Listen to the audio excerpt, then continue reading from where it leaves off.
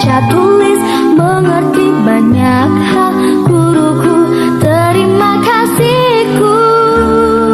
Nyatanya diriku kadang kuat.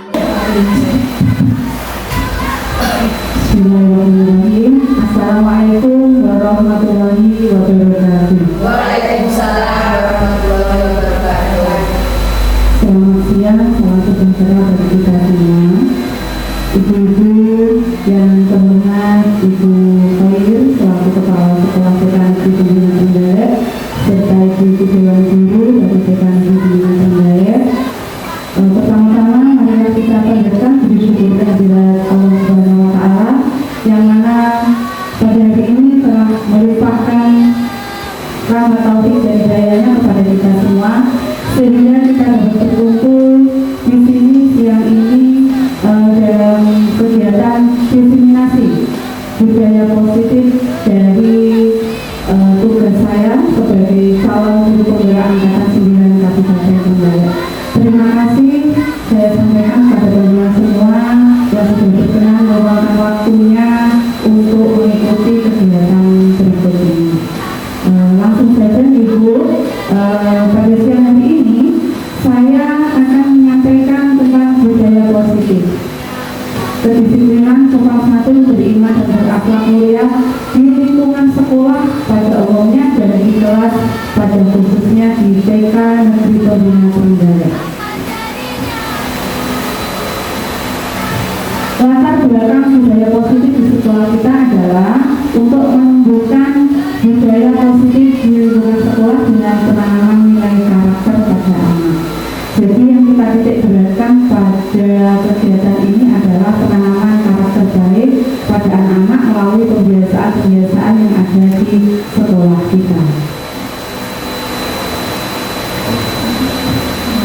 Kemudian tujuan dari budaya positif adalah untuk meningkatkan hasil belajar siswa, menciptakan lingkungan pembelajaran yang aman dan nyaman, mengembangkan keterampilan sosial dan emosional siswa, dan juga membangun karakter siswa. Jadi budaya positif ini kita biasakan atau kita galakkan di lingkungan sekolah ataupun kelas, yaitu dengan tujuan sebagai berikut. Budaya positif adalah sekumpulan nilai, keyakinan dan kebiasaan berorientasi pada pengembangan potensi diri dan orang lain. Budaya positif di lingkungan sekolah merupakan perwujudan dari nilai-nilai atau keyakinan universal yang diterapkan di sekolah.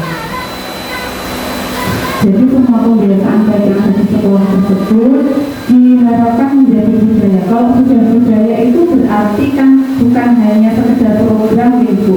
Jadi budaya itu sudah mengakar, kemudian menjadi budaya seperti layaknya adat istiadat kita sehari-hari.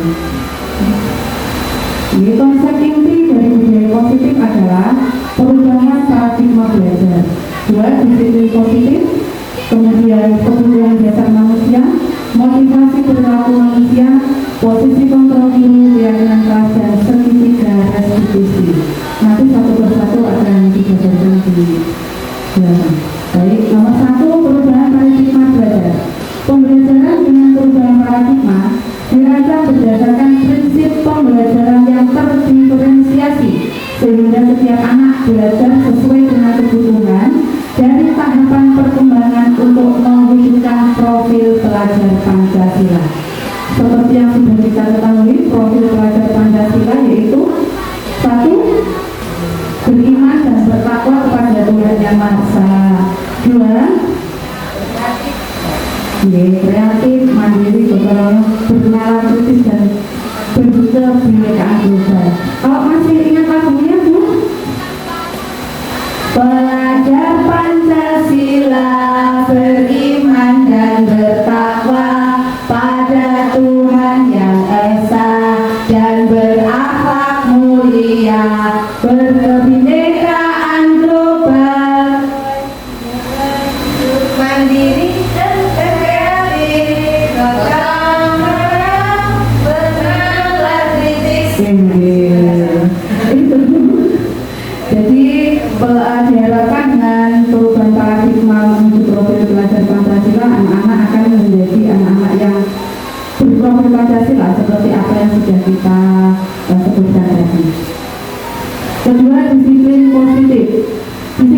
adalah sikap mental dan perilaku seseorang yang terbiasa mematuhi peraturan dan tata tertib yang berlaku.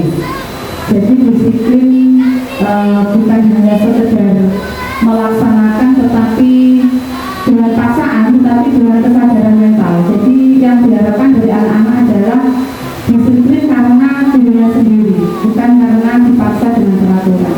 Disiplin positif adalah pendekatan pengasuhan dan pendidikan yang mengajarkan anak untuk berperilaku baik dengan cara yang positif dan membangun. Disiplin positif tidak mengandalkan hukuman atau ganjaran, melainkan fokus pada membangun hubungan yang positif, mengajarkan keterampilan hidup dan membantu anak mengembangkan rasa. Di bawahnya ada masih ada tanggung jawab. Yang ketiga adalah kebutuhan dasar manusia. Kebutuhan-kebutuhan yang harus dipenuhi agar manusia dapat bertahan hidup dan berkembang secara optimal. Setiap orang memiliki gambaran yang berbeda. Contoh dari kebutuhan dasar manusia adalah kebutuhan untuk bertahan hidup, kebutuhan cinta dan kasih sayang, kebutuhan penguasaan, kebutuhan kebebasan dan kesenangan. Kemudian selanjutnya konsep disiplin dengan identitas gagal. Satu, yang pertama adalah hukuman, kemudian yang kedua adalah penghargaan. Ternyata penghargaan di sini adalah termasuk identitas gagal. Dengan alasan seperti itu. Kalau hukuman yang pasti menyakitkan, tidak nyaman untuk anak, murid merasa takut, memaksa, murid membuat murid menyembunyikan kesalahan, kemudian membuat murid menjadi korban dan diri. Dengan penghargaan ternyata itu bukan cara yang efektif, juga merusak hubungan, mematikan kreativitas, menghukum dengan sistem ranking, merampas hak untuk menghargai diri. Dari pembelajaran modul ini saya juga baru belajar bahwa penghargaan itu tidak serta-merta membuat anak menjadi anak yang bukan satu-satunya simbol untuk membuat anak itu menjadi lebih baik. Kalau menurut saya seperti itu dari modul ini. Kenapa? Karena dengan penghargaan itu kenapa kok tidak efektif? Kenapa kok bisa merusak hubungan? Jadi nanti ada alasannya berikutnya. Konsep disiplin dengan identitas yang sukses. Jadi kalau tadi identitas gagal ada hukuman dan penghargaan, di identitas sukses ada konsekuensi dan restitusi. Konsekuensi penguatan jangka pendek, perlu monitoring berkelanjutan, stimulus respon, murid mematuhi peraturan dan kehilangan waktu untuk memenuhi kesalahan. Itu konsekuensi. Kemudian restitusi, membuat murid bertanggung jawab untuk perilakunya, fokus pada pemecahan masalah jangka panjang, murid menghormati dirinya dan orang lain, teori kontrol, dirinya memegang kontrol, sehingga murid akan bersemangat memperbaiki kesalahan. Next. Yang keempat adalah motivasi perilaku manusia. Yang pertama, motivasi adalah dorongan yang timbul pada diri seseorang secara sadar atau tidak sadar untuk melakukan suatu tindakan dengan tujuan tertentu. Satu, menghindari ketidaknyamanan dan hukuman. Murid melakukan disiplin diri karena takut dihukum. Ini adalah tingkatan rendah dari motivasi perilaku manusia. Jadi kalau murid itu disiplin hanya karena takut dihukum, itu adalah tingkatan paling rendah dari motivasi perilaku manusia. Yang kedua, untuk mendapatkan imbalan atau penghargaan dari orang lain. Jadi murid melakukan disiplin bukan karena kesadaran sendiri, tetapi ia menginginkan imbalan. Motivasi ini satu tingkat di atas motivasi yang pertama. Yang ketiga, untuk menjadi orang yang mereka inginkan dan menghargai diri sendiri dengan nilai-nilai yang mereka percaya. Murid melakukan disiplin diri karena sadar akan nilai kebijakan,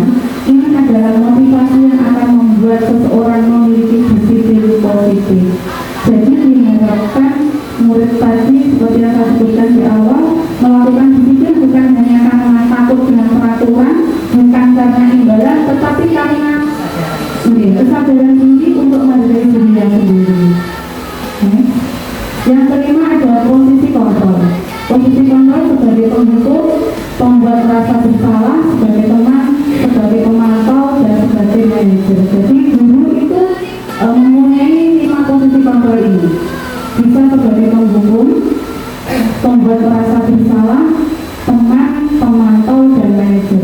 Menurut panjenengan, posisi mana yang paling bagus untuk guru? Sebagai teman. Sebagai teman. Ada yang lain? Ternyata teman ada di posisi yang keempat. Jadi yang paling bagus, paling tinggi itu ada di manajer. Jadi bagaimana kita memanage diri anak. Kemudian contoh penerapan 5 posisi kontrol. Contoh kasus, anak suka membantu temannya ketika guru bercerita atau menjelaskan pembelajaran. Ketika di kelas, anak kan namanya anak yaitu apalagi anak TK, anak kita. Biasanya kalau ibu guru sudah menjelaskan di depan, pasti ada saja yang mereka mengajak ngobrol temannya atau mengganggu temannya. Kalau di posisi penghukum, maka kalimat yang keluar adalah kamu selalu saja mengganggu temanmu, pasti selalu mengganggu temanmu. Kalimat seperti itu adalah kalimat penghukum. Kemudian posisi pembuat merasa bersalah. Kamu bagaimana ya? Kamu sudah janji dengan guru tidak akan membantu temanmu lagi. Kamu kenapa senang sekali mengecewakan guru? Guru benar-benar kecewa sekali. Itu contoh kalimat pembuat merasa bersalah pada anak. Kemudian di posisi teman, ya sudah, kali ini tidak apa-apa, sama duduk kembali. Itu kita sebagai teman. Kemudian di posisi pemantau, peraturannya apa? Apa yang telah kamu lakukan? Atau sanksi atau konsekuensinya apa jika kamu melanggar peraturan tersebut? Kemudian di posisi manajer, contoh kalimatnya adalah seperti ini.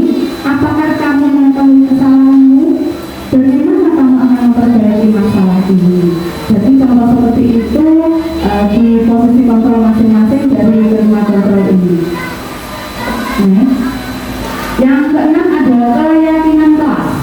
Keyakinan kelas adalah pernyataan-pernyataan universal yang dibuat dalam bentuk kalimat positif yang disepakati bersama oleh seluruh warga kelas untuk menjadi pedoman dalam bersikap dan bertindak di kelas. Ciri-ciri keyakinan kelas antara lain yaitu bersifat lebih abstrak daripada peraturan yang lebih rinci dan konkret. Kedua, keyakinan kelas berupa pernyataan-pernyataan universal yang dibuat dalam bentuk kalimat positif.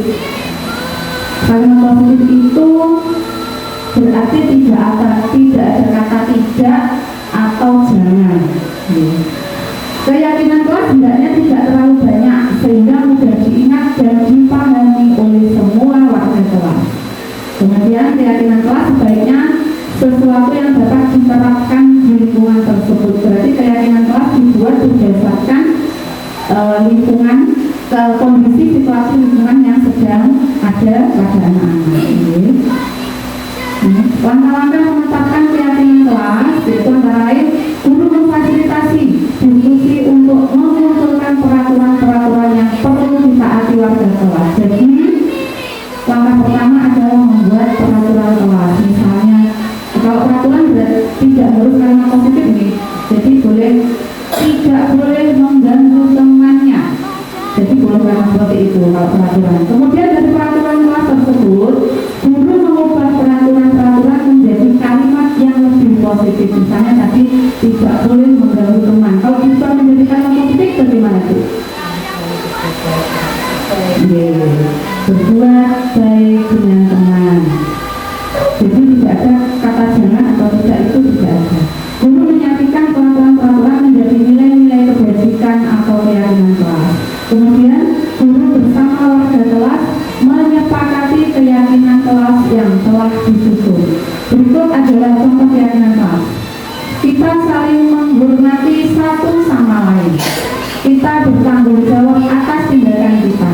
Kita belajar dengan sungguh-sungguh. Kita menjaga kebersihan kelas.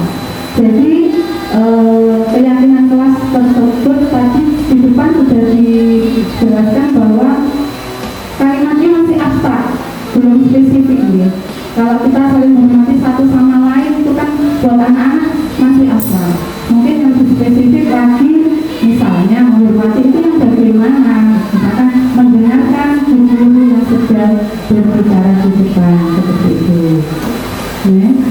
Demikian ini segitiga restitusi. Nah, yang saya pelajari lagi dari modul ini adalah adanya segitiga restitusi, Bu. Jadi ada 3 langkah dalam menyelesaikan apa kasus ya? Mungkin peristiwa. Peristiwa kalau di anak-anak TK mungkin lebih ke peristiwa yang tidak kita inginkan. Dari segitiga restitusi ini yang pertama adalah menstabilkan identitas. Kemudian yang kedua, validasi tindakan yang salah. Jadi yang di bawah dulu ini menstabilkan identitas, kemudian naik ke atas, validasi tindakan yang salah, kemudian menanyakan keyakinan. Menstabilkan identitas itu membuat anak itu tahu posisinya. Jadi menstabilkan identitas itu membuat anak sadar bahwa anak ini salah, tapi tanpa menghakimi ataupun membuat kalimat yang membuat anak itu merasa bersalah. Dan biasanya kalau menstabilkan identitas itu ada kalimat kamu tentu punya, kamu tahu kenapa ibu panggil, misalnya seperti itu.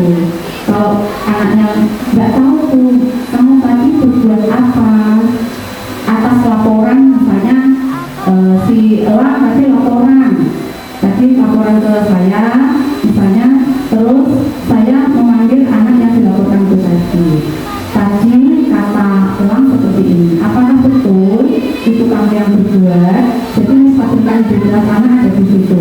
Kemudian validasi tindakan yang salah.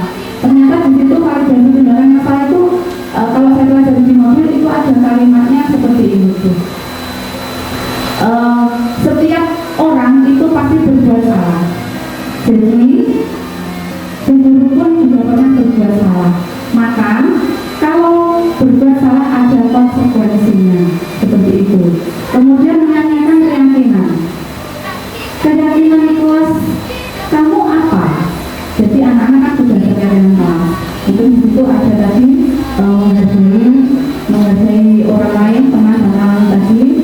Apakah yang kamu lakukan tadi sesuai dengan keyakinan kelas atau tidak? Itu menanyakan keyakinan kepada anak. Kemudian apa yang bisa kamu lakukan untuk memperbaiki kesalahan itu tadi? Jadi di situ guru dapat menanyakan keyakinan anak tersebut. Apakah kamu bisa memperbaiki kesalahan itu? Kalau kita praktekkan di TK, mungkin itu sedikit sulit menurut saya. Jadi segitiga restitusi itu menurut saya kalau dipraktekkan di TK tidak bisa se-letterlock itu. Maksud saya, jadi kita itu kan luas gitu di TK. Jadi kalau saya lebih kepada seperti menanyakan keyakinan itu pasti. Seperti anak-anak tadi, kalau sudah bersalah berarti apa yang harus kamu lakukan?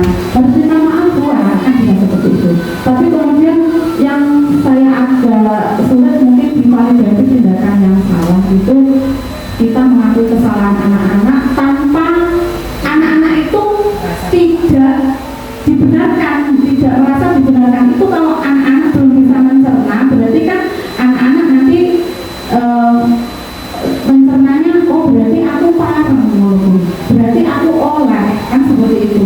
Jadi kalau di TK, kalau menurut saya lebih bagaimana kita bisa mengolah kata-kata ketika menanyakan sesuatu kepada anak tersebut. Menstabilkan identitas. Pada langkah ini guru membantu anak untuk merasa diterima dan dihargai sebagai pribadi meskipun mereka telah melakukan kesalahan yang saya sebutkan tadi. Kemudian validasi tindakan yang salah. Pada langkah ini guru mengakui dan memahami perasaan anak bahwa tindakannya adalah salah, tetapi tidak menghakimi anak sebagai pribadi. Kemudian menanyakan keyakinan. Pada langkah ini guru mengajak anak untuk memikirkan kembali keyakinan kelas dan bagaimana tindakan mereka telah melanggar keyakinan tersebut, seperti yang sudah saya jelaskan tadi. Kemudian kesimpulan, dalam penerapan program budaya positif hendaknya guru memiliki standar kepribadian, profesional dan sosial yang baik, di mana guru mampu merefleksi pada posisi kontrolnya saat ini bagaimana perjalanan menempatkan dirinya sebagai ANO atau posisi manajer yang menentukan murid-murid menjadi insan yang mandiri, merdeka, dan bertanggung jawab.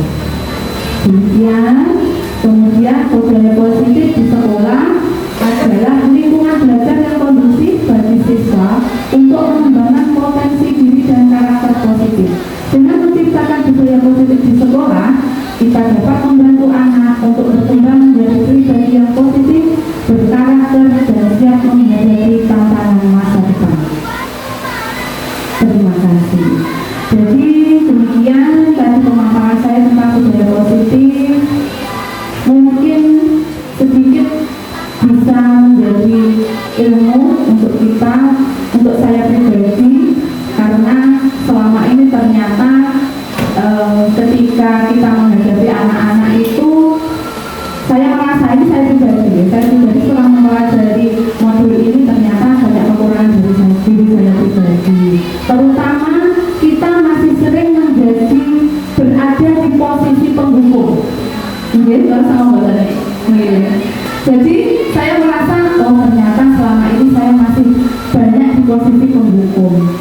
Jadi masih kadang menghakimi anak, kadang juga pokoknya di posisi penghukum itu menurut saya pribadi. Jadi bagaimana saya bisa menaikkan sedikit menjadi posisi teman atau bahkan bisa menjadi manajer bagi anak-anak. Semoga kita semua bisa melakukan dengan baik sedikit demi sedikit, karena memang kalau sudah kebiasaan itu agak sulit diowahi, agak sedikit sulit diowahi lagi. Tetapi tidak menutup kemungkinan bahwa kita itu memang bisa dan memang harus bisa untuk memposisikan diri kita lebih tinggi lagi, bukan hanya sebagai penghukum, tetapi lebih kepada teman dan manajer itu tadi. Jadi demikian pemaparan saya itu. Mungkin dari pendengaran semua ada tambahan saran atau bagaimana kedepannya agar di lembaga kita khususnya bisa menerapkan budaya positif tersebut dengan lebih baik lagi. Mungkin dari Sukoir.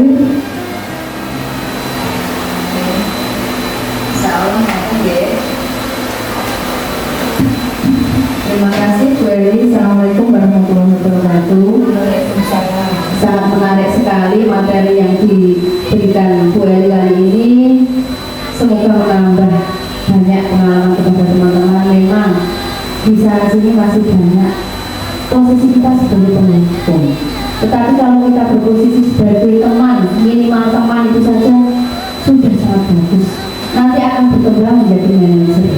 Manajer itu bisa terwujud ketika kita sudah menjadi teman dari anak-anak. Kalau kita menjadi teman, anak-anak itu pasti akan kangen, ingin ketemu gurunya. Orang kok bilang gurunya itu kurang suka menghukum, suka mencuci saya gitu. Semoga nanti teman-teman bisa berbenah ketika sudah mendapatkan materi seperti itu. Terima kasih Bu Eli ya. Mungkin dari yang lain, tuh sayang Bu Lirin, Julia. Kalau saya lebih ini sedikit aja ya. Ya, terima kasih Bu Eli atas ilmu yang diberikan pada siang hari ini. Paparan yang disampaikan sungguh membuat kita sedikit terkejut. Memang sedikit terkejut. Kenapa terkejut? Kita sudah melakukan hal ini semua, tapi paling tidak kita karena merasa sudah menjalankan itu. Padahal apa yang kita lakukan selama ini lebih banyak salahnya daripada benarnya. Kalau kita menggali dengan ilmu yang baru kita dapat dalam beberapa dalam era ini ya ini.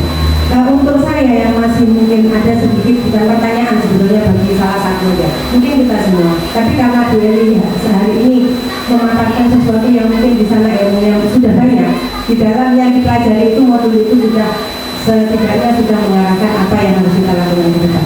Tapi ini saya masih sedikit ada yang mungkin saya akan menggali ilmu, mungkin ada dapat saya dari Bu Eli yang sudah membaca. saya sendiri loh ya, mungkin saya sendiri. Pada era zaman sekarang ini, era digital yang mungkin kita lebih banyak kalahnya daripada menangnya gitu. Kalahnya kita apa? Kalahnya kita sudah kalah dengan Android gadget ya, gadget kita sudah kalah dari gadget. Benarnya di mana? Di sekolah kita tetap melaksanakan hal yang positif, itu sudah menang. Tapi kan lebih banyak kalahnya gitu. Yang saya tanyakan di sini Bu Eli, barangkali aja Bu Eli sudah membaca yang modul yang baru, yang terbaru, ilmu yang terbaru bagi bulan kita. Trik apa yang akan kita laksanakan ke depannya untuk mendisiplinkan anak yang pada saat ini yang kita hadapi bukan semakin gampang, ini kita harus semakin sulit. Nah, terus motivasi apa bagi anak-anak untuk supaya kita dapat menyadarkan, belajar menyadarkan anak, menyadari ya, belajar untuk dapat memberikan motivasi kepada anak, belajar menyadari bahwa disiplin itu penting bagi diri anak sendiri itu untuk membentuk karakter baik bagi anak itu sendiri. Itu jadi barangkali sedikit. Terima kasih. Terima kasih kembali atas motivasi yang sudah disampaikan kepada tadi. Terima kasih Bu Saya atas pertanyaan penjelasan. Kalau bicara tentang trik ya, trik kepada anak agar anak dapat mempunyai kesadaran atas dirinya sendiri, mungkin seperti itu ya. Jadi anak itu bagaimana bisa melaksanakan satu peraturan atau kalau kalian tadi keyakinan kelas tanpa harus dipaksa, tanpa harus dioprak-oprak mungkin ya, tetapi dengan kesadarannya sendiri dapat melakukan hal-hal tersebut. Kalau saya pribadi mungkin ini tidak bicara teori Bu, karena kalau secara teori mungkin saya masih kalah dengan yang lain. Kalau dari saya sendiri, saya lebih melakukan pendekatan kepada anak itu sebagai teman itu tadi, karena secara personal dengan anak, ngobrol-ngobrol dengan anak agar anak itu merasa menjadi teman kita. Yang pertama adalah itu, karena ketika sudah anak merasa punya teman di sekolah, apalagi teman yang klik, nah kan gitu, anak itu akan dengan sendirinya apa yang kita ucapkan, apa yang kita lakukan akan membuat anak itu menyadari bahwa yang sekolah itu dulu ya, yang kelas itu dulu ya, guru sedang didikan aku kudu ini, itu insya Allah anak sudah punya kesadaran itu secara di alam bawah sadarnya sana ketika kita sudah menjadi teman anak-anak, sehingga kita bisa dengan mudah mengontrol bagaimana anak itu nanti bersikap ya. Kalau di kelas itu biasanya kan anak-anak kan maunya sendiri, tetapi kalau sudah jadi teman, ketika orang itu anak sudah beda. Anak-anak dengan kesadarannya sendiri bahwa kalau anak TK, kalau misalnya anak TK kalau sadar dengan 100% dengan kesadaran diri itu, kalau menurut saya belum bisa, karena masih harus terus diingatkan, dibiasakan dan terus menerus tanpa ada jeda ketika berada di sekolah. Setiap waktu, setiap saat ketika tidak bisa mengingatkan harus tetap diingatkan. Kalau menurut saya seperti itu. Terus yang kedua tadi motivasi untuk anak. Motivasi anak itu untuk motivasi kita, untuk kita. Motivasi itu bagaimana motivasi kepada anak supaya dia itu menyadari, misalnya menyadari itu menunjukkan itu untuk motivasinya. Barangkali ini punya motivasi yang mungkin kita bisa belajar. Kalau sudah penjelasan pasti sudah lebih berpengalaman. Mungkin bisa saya pengalaman, monggo pengalamannya bagaimana caranya menyadarkan anak seperti itu. Motivasinya ke anak itu apakah contoh? Misalnya kalau contoh mungkin tidak bisa Lebih kalau saya lebih kalau contoh soal anak pasti akan hanya didengar dan hilang. Tetapi kalau keteladanan dari kita itu pasti akan tetap membekas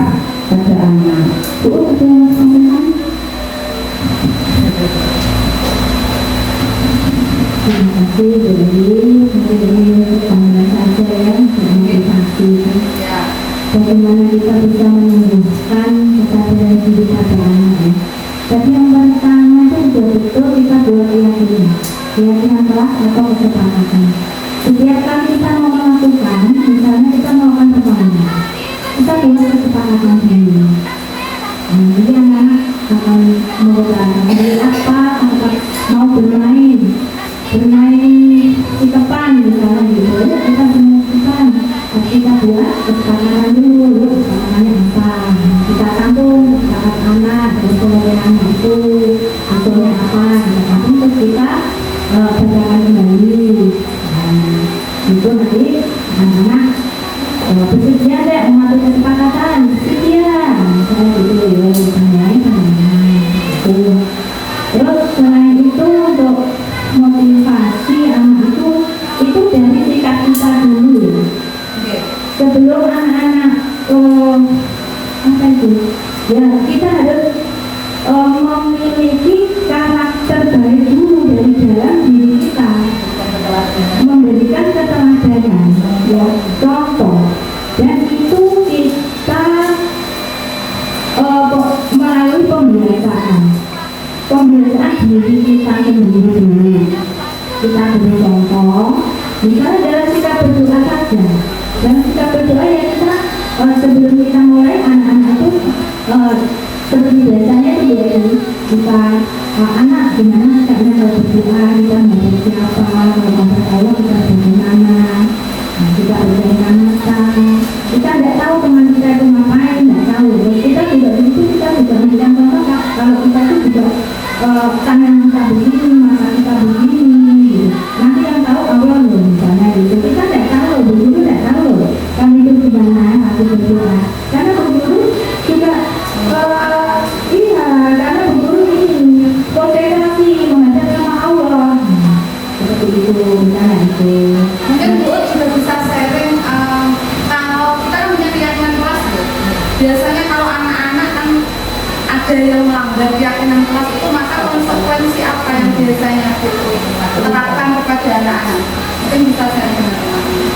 Kalau ada yang melanggar ya mungkin kita hanya mengingatkan saja, tidak ada hukuman Menurut saya konsekuensi apa yang harus dilakukan anak itu ketika ada yang melanggar? Apakah ada nanti yang melanggar ini, nanti yang melanggar punya kelas seperti itu atau tidak? Kalau dia melanggar konsekuensinya itu kalau saya tidak ada ya tidak ada ya cuma kita cuma mengingatkan saja.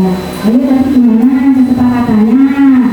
Misalnya kan, misalnya dia melanggarnya apa, yang nomor berapa? Misalnya dia tidak kesepakatan dia melanggar nomor berapa? Ayo tadi gimana kesepakatannya? Coba itu aja tidak ada hukuman, tidak ada apa-apa. Dan itu dia akan kembali lagi sesuai kesepakatan tadi. Kiranya begitu Dewi. Terima kasih. Terima kasih. Ini diskusinya semakin panas ya. Mohon maaf ya ibu-ibu semuanya. Kesepakatan itu kita buat untuk bersama. Jadi ketika ada kesepakatan tentu ada pelanggaran. Biasanya gitu ya. Kesepakatan atau perjanjian ibaratnya itu pasti ada satu atau dua pelanggaran. Nah ketika kita membuat kesepakatan itu otomatis sudah harus ada konsekuensi. Konsekuensi itu apa? Ketika melanggar harus seperti ini misalnya. Yang jelas konsekuensinya, hukumannya itu tidak membuat anak menjadi takut, jera atau bagaimana. Intinya kesepakatan itu mendidik gitu. Satu, seperti yang saya lakukan, saya kesepakatan tidak setiap saat saya kesepakatan ini tidak terima. Coba saya punya peraturan di kelas. Memang tidak setiap saat ada kesepakatan karena mengingat waktu ya juga kalau saya di sini ya. Kalau awal-awal kita punya peraturan, kita harus laksanakan. Kita harus konsekuen yang pertama. Kita harus pasti. Maksudnya kalau kita 5 ini harus dilakukan setiap hari, ketika ada salah satu yang dilanggar apa konsekuensinya? Misalnya membereskan mainan secara sendiri loh ya nanti. Kalau itu saya. Satu, yang kedua, siapa tadi yang melanggar peraturan misalnya datang tepat waktu di sekolah. Ketika mereka terlambat, apa konsekuensinya? Itu bisa ya. Alhamdulillah untuk saat ini anak-anak terlambat kan masih dalam koridor belum Itu Bu Eli ya untuk tambahan saya. Ketika kita membuat kesepakatan otomatis ada pelanggaran, dan pelanggaran pasti ada konsekuensinya. Itu tetap harus ada, dan konsekuensinya itu harus mendidik. Baca ya Bu Eli. Terima kasih. Terima kasih, salam itu semuanya. Kalau bicara masalah konsekuensi dengan anak-anak itu kita susah-susah gampang lah Bu, karena yang kita hadapi itu anak-anak usia dini. Jadi kita harus lebih hati-hati lagi bagaimana menerapkan setiap keyakinan, konsekuensi untuk anak-anak. Yang penting anak-anak tidak merasa dihukum, itu saja.